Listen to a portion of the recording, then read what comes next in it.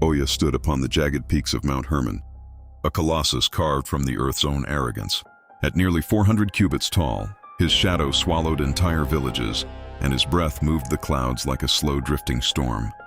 He was the son of Samyaza, a prince of the Watchers, and he carried the terrifying beauty of his celestial father, matched with a hunger that the world could not satisfy.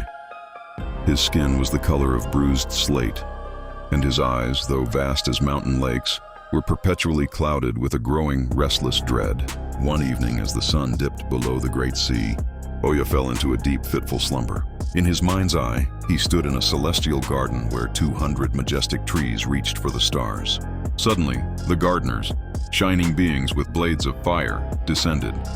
They began to hack at the roots until every tree lay felled and withered, save for one with 3 lonely branches. Oya awoke with a roar that triggered avalanches.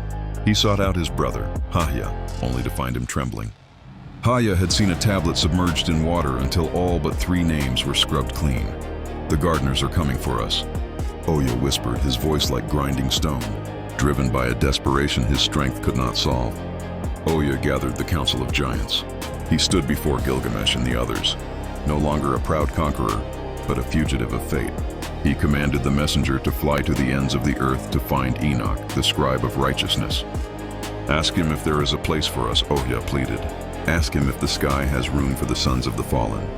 Days later, the messenger returned with a heavy heart. The Book of Giants records the grim answer: there was no pardon.